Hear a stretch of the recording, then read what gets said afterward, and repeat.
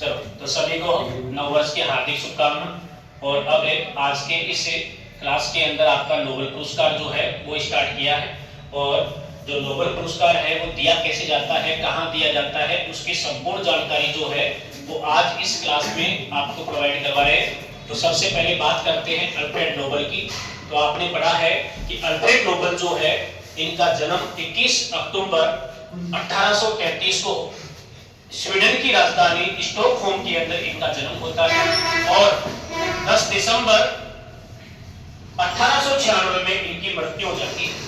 और इसीलिए प्रतिवर्ष 10 दिसंबर को नोबेल पुरस्कार जो है वो इनकी स्मृति के अंदर दिया जाता है। अल्फ्रेड नोबेल जो था इन्होंने डायनामाइट का आविष्कार किया। इसके अलावा ये पैसे से उद्योगपति थे, रसायनज्ञ थे और प्रसिद्ध आविष्कारक के रूप में इस अल्फ्रेड नोबेल को जाना जाता है। अल्फ्रेड नोबेल जो है इन्होंने अपने समय में बैलिस्टिक मिसाइलों का सफल परीक्षण किया था और उसके बाद में 1895 में इन्होंने घोषणा की कि मेरी वसीयत जो है, इस वसीयत का 14% भाग जो है ये समाज सेवा देने वाले उत्कृष्ट जो लोग हैं इन लोगों को इनाम की राशि के रूप में दिया जाए। इसीलिए आज वर्तमान में जो नोबेल पुरस्कार है ये अल्फ्रेड नोबेल की जो वसीयत है उस पर मिलने वाली ब्याज राशि जो है उस ब्याज राशि के रूप में मिलता है। इसके बाद में आपने पढ़ा है कि ये जो नोबेल फाउंडेशन है इसकी स्थापना होती है 21 जून 1900 ईस्वी के अंदर नोबेल फाउंडेशन की स्थापना होती है और ये पुरस्कार जो है ये 1901 में प्रारंभ होता है और प्रतिवर्ष 10 दिसंबर को ये जो आपका नोबेल पुरस्कार है वो दिया जाता है। और नोबेल पुरस्कार जो है ये स्वीडिश जो अकादमी है इस अकादमी के द्वारा ये पुरस्कार दिया जाता है। स्वीडिश याद रखना, स्वीडन की राजधानी स्टॉकहोम है और मुद्रा चलती है क्रोना। 5 जून 1972 को अंतर्राष्ट्रीय जलवायु परिवर्तन सम्मेलन हुआ था यहाँ पर और प्रतिवर्ष 5 जून को वहीं से पर्यावरण दिवस मनाने की घोषणा की गई थी।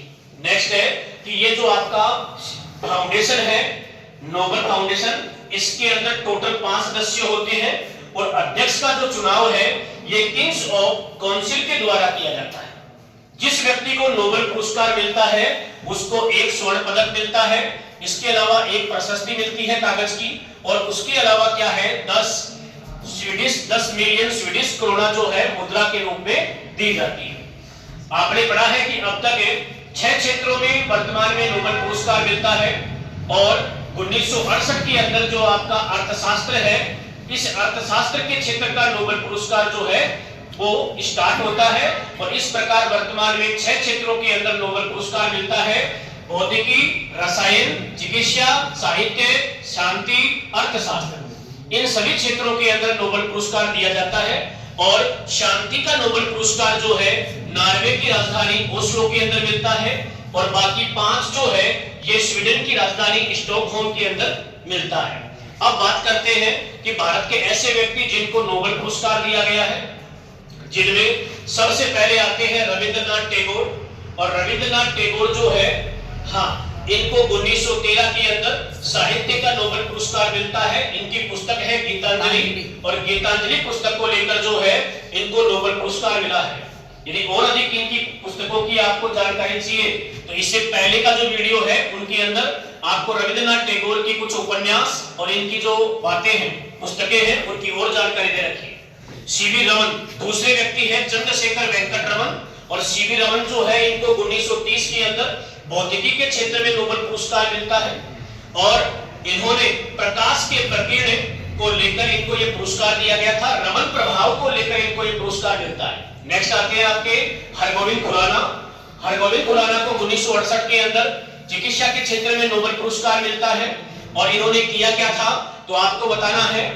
अनुवांशिक कोड और प्रोटीन संश्लेषण के ऊपर कार्य किया था और उस कार्य को लेकर इनको नोबेल पुरस्कार मिलता है। नेक्स्ट आती है मदर टेरेसा।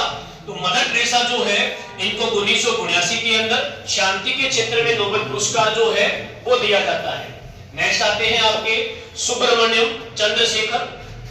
सुब्रमण्यम चंद्रशेखर जो है इनको 2009 के अंदर 1983 के अंदर भौतिकी के अंदर नोबेल पुरस्कार दिया गया था।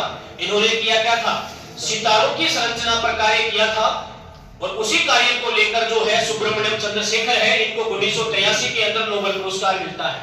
नेक्स्ट आते हैं आपके अमर्त्य सेन, ये भारत के अर्थशास्त्री है, कोलकाता के निवासी है, ठीक है, और 1998 के अंदर अर्थशास्त्र के क्षेत्र में इनको नोबेल पुरस्कार मिलता है। और इनका मुख्य कार्य क्या था, तो कल्याणकारी अर्थशास्त्र जो है इसमें अच्छा योगदान दिया और इसी को लेकर इनको नोबेल पुरस्कार दिया जाता है। नेक्स्ट आते हैं वेंकटरमन रामकृष्णन, और वेंकटरमन रामकृष्णन जो है इनको 2009 के अंदर रसायन के क्षेत्र में नोबेल पुरस्कार दिया गया था, ठीक है, और इन्होंने राइबोसोम पर कार्य किया था, जिसको आत्मघाती थैली भी कहा जाता है, और राइबोसोम पर जो है इन्होंने कार्य किया और उस कार्य को लेकर 2009 के अंदर इनको नोबेल पुरस्कार दिया गया था। नेक्स्ट आते हैं कैलाश सत्यार्थी, तो 2014 के अंदर शांति के क्षेत्र में नोबेल पुरस्कार जो है ये कैलाश सत्यार्थी को मिलता है।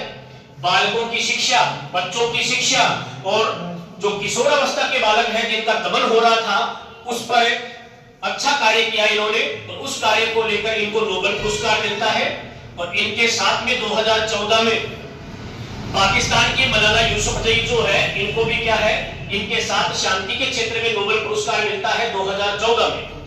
इसके बाद में आता है अभिजीत बनर्जी, और अभिजीत बनर्जी जो है इनको 2019 के अंदर अर्थशास्त्र के क्षेत्र में नोबेल पुरस्कार मिलता है, और इन्होंने गरीबी को कम करने के को लेकर जो अर्थशास्त्र में योगदान दिया उस योगदान को लेकर अभिजीत बनर्जी को 2019 में अर्थशास्त्र का नोबेल पुरस्कार मिलता है। इसके अलावा आपने पढ़ा कि ऐसे भारतीय मूल के लोग जो विदेशों में रहते हैं उनको भी नोबेल पुरस्कार मिला है, जिनमें 1902 के अंदर मिला था रोनाल्डो रोज को चिकित्सा के क्षेत्र में, 1907 के अंदर मिला है रुडयार्ड किपलिंग, इनको मिला है साहित्य के क्षेत्र में, और 2001 के अंदर सूरज प्रसाद नायपॉल है, इनको मिला है साहित्य के क्षेत्र में।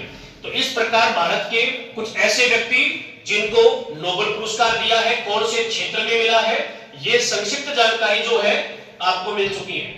आगे का वीडियो जो है उसमें नेक्स्ट क्लास देखते हैं, ठीक है, तब तक के लिए धन्यवाद।